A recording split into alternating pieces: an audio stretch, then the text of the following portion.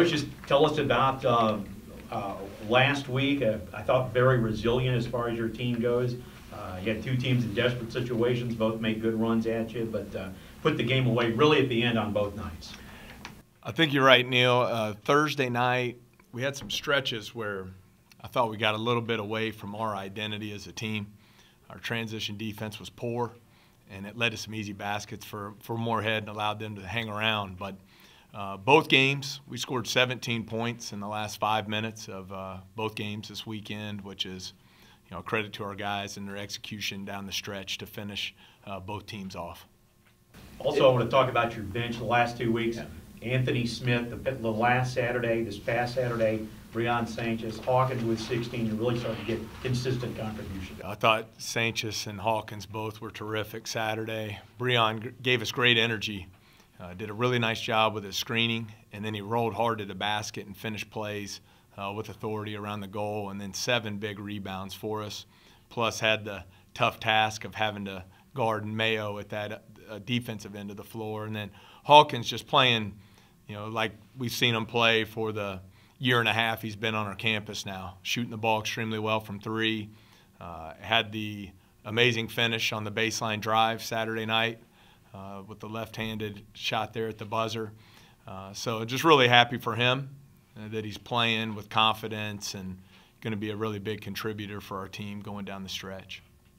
How much does that open things up for you as a team, maybe some of your calling, your plays you're calling and things like that when you're having that many guys on the bench that are contributing? Well, it's huge because you look at Hawkins, 42% from behind the arc in league play, plus another guy who can create off the dribble, and not only to score but for others, along with Ja and Jonathan out there. I think it makes us hard to cover when those 3 are on the floor at the same time. And then Breon and Anthony, obviously we need that depth up front. And rebounding's been a strength of our team, and both of those guys are a big part of that. As far as a depth standpoint, how big is it to have players that you can trust to come off the bench when maybe Terrell needs a rest or anything like that, just to keep the production level high regardless of who's on the court? Well, I think it's extremely important. I think that's been one of the many strengths of this year's team. There's very good chemistry. Guys understand their roles, have been very accepting of their roles, and have excelled in their roles. And we have to continue to do that as we go through these final 4 weeks of the regular season. This team, at times when you're playing your best, it seems like they're very unselfish as far as, when everything seems to be clicking, especially that Eastern game on Saturday. Guys are, passing up open shots to give another guy a look for an even more open shot. You had 18 assists, I think, in that game on the Eastern Kentucky. Just talk about this team's unselfish play when a guy like Stark, who could easily score 30 a game if he wanted to, is passing up those open shots. Well, I think it starts when you have 2 elite guards like we do, and Ja and Jonathan, who can obviously score but can create for others and make the game easier for the people around them. And I think I've talked about it quite a bit this year as far as Ja, just his unselfishness and how that's been contagious through the team. But for me, it starts at the defensive end of the floor. And I think what you saw Saturday night is when we started getting stops, it enabled us to get out in transition and get some advantage breaks and play out in the open floor. And guys are doing a really nice job of making the extra pass and finding the next open guy for the best scoring opportunity. So it's a fun group to coach, fun group to watch play, and I love the unselfishness and chemistry of our guys. Miller even got in on that against Eastern Kentucky. He did. He had a terrific game, 6 of 8 from the floor, was really efficient, scored the ball around the basket, hit 2 big threes, and did a nice job of sharing the ball. That's the one thing that oftentimes gets overlooked about Terrell's game. He's a very skilled player. He can really pass. He has great court awareness and court vision, and I think he saw that on Saturday night. What kind of a challenge does SEMO pose for you? Well, at the defensive end of the floor, we're going to have to be dialed in. They're really explosive offensively. Feature obviously one of the best players in the league in Denzel Mahoney. They make 10 threes a game at over 38%. And they can really stretch you and space the floor out. So you have to be really locked in defensively against them because they can put up a lot of points in a hurry. And with a player like Mahoney, they also lead the league in getting to the free throw line and free throw rate. He's getting there over 8 times a game. You have to be able to do a good job of defending without fouling when you play their team. Are there any things that you would have liked to see your team do on Thursday that they didn't do the last time you played SEMO? Well, we lost Brewer some in the first half, and he can really shoot it. He hit a couple NBA range threes in here. Our three-point defense in the first half was poor. Don't have the box in front of me, but I believe they hit 6 threes at around 55% in the first half. The second half, we cleaned that up. I think they were around 26, 27% from 3 in the second half. And we did a good job on Mahoney. He did get in some foul trouble, which was beneficial for us, obviously. I just think we have to be really dialed in at the defensive end against them. Coach Ray does a really good job of spreading the floor and putting you in some tough positions with their spread ball screen attack. Now that you played everybody in conference once, you start repeating again. Is it easier or harder to play teams the second time around? I don't think it makes a difference. I just think you have to come in, have the same preparation, make sure you clean up some of the areas you got hurt the first time around, try to prepare for any adjustments you might see from your opponent. But I just want our guys to continue to prepare well. That's the one thing that has really helped us this year from that standpoint, is our guys really come to practice locked in, focus on the scouting report, and have a good understanding of what we have to do game plan wise to be successful. Where do you think you need to improve between now and the OVC tournament?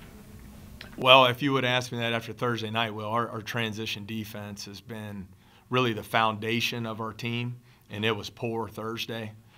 So that has to be consistent every night out. You just can't give up easy baskets in transition and win big games. So I want to continue to be good in that area. It's been a strength all year, but Thursday night it wasn't where it needed to be. So I think we did a better job Saturday and need to continue to show progress there. Just consistency. I think every coach in America would say the same thing. Just being consistent in all areas, taking care of the ball. I thought in the first half Saturday night, we got a little bit out of character when we got a double-digit lead. We took some poor shots that led to some easy baskets for EKU. Second half, I challenged our guys at halftime. I thought second half was much better. The execution, we shot 68% from the floor, I think 75% from 3. Shot selection was really good. So I just want our guys to keep working hard, play very unselfish, and do the job at the defensive end. A little different question. Talking about recruiting, and when you look at the facilities that we have here, and now with this addition of this new video board, how much of a difference can that make, just putting somebody over the top? Well, it makes a huge difference. The number one thing will still always be the people here. That's the number one sell when you're talking about Murray State basketball, just the passion and the pride that the community and the campus takes in our program. But now when you can bring a player and his family to campus, see the $1 million video board out there at center court, the beautiful practice facility we have that our players have 24/7 access to, it really levels the playing field in a lot of areas and enables you to get a talented player like a Ja Morant. And so really excited about the video board and also the fact that it enhances the fan experience. So, got to give a lot of credit to Alan Ward and Brock and the job they've done to continue to grow the program. 2 more road games this week, but they're against teams that you guys have already played. How is it is it any different playing a team a second time around when you've seen them once already? Most definitely. They're both real good teams, and they're both playing better of late. And we're going to have to focus more on the details, the smaller details, and plays and things of that sort in the scouting report to come out with a victory. Just looking at SEMO in particular, what things can you guys change from the first time that you played them to make a better impact in the second game? Well, I think I think the biggest thing is the energy and the effort. We're going to have to bring a lot of energy and effort. They seem to play a lot better at home, and I know they're going to have a crowd there, so we're going to have to bring the energy and effort. We talked to Coach earlier today about your bench players and those guys really stepping up. Breon, Byron, and Anthony really played well the last couple of weeks. Talk about how beneficial that is for you, knowing that you're not going to have to play 40 minutes a game for this team to be successful. That's real beneficial, and I mean it's great to always have energy guys coming off the bench to help the team, and they're doing a great job, and I think they'll continue to get better as the season goes on, and that'll help us going into the end of our season. Having those guys on the bench that can come in, and once they do, I mean, they are showing a lot of production. I mean, Breon had perhaps one of his best games that he's had as a racer this past weekend. How much more dangerous does that make you guys, and how much does that maybe open the offense up a little bit? It just shows us how deep we are and how much of a team we really have. We have a lot of special players off the bench, and that's not even including the guys that's on the floor to begin with, starting the game. And it's always good to have players like that coming off the bench that can impact the game in such a variety of different ways. So that's great for us. You guys are 8-2 in conference play. Is there anything that sticks out to you as a team that has really led this charge to have such a good start to conference play? I think it's our defense. I think the couple games that we lost, we kind of slipped on the defensive end in the second half, and I think if we come out and play defense for 40 minutes, I think we'll have a great chance to be champions in this conference. One thing I talked to Coach about is the unselfishness of this team. I thought that really kind of came out on Saturday against Eastern Kentucky. You guys had 18 assists. What does that tell you about this team, especially maybe yourself? Because, you know, when you have an open shot or an open three and you have the hot hand, I've seen you several times, you know, pass up that open shot for, say, Byron, who has an even more open shot. It just shows you the unselfishness of this team, and no one's really worried about their stats or what they trying to do as on their agenda. They just want to win, and great plays. That's what wins games, and the extra pass, that's going to help us win a lot of games. So we just got to continue to play unselfish, and that'll help us win more games. For the guards specifically, how big is it to have Jalen and Breon and Anthony playing so well down low that just makes defenses collapse and open up those threes or even more lanes to make plays? It's always great for the bigs to be playing well. That opens up a lot. So when you have an inside presence, you can get more looks on the outside, and it can get a lot of other players going as well. So it's always good to have a great presence down low.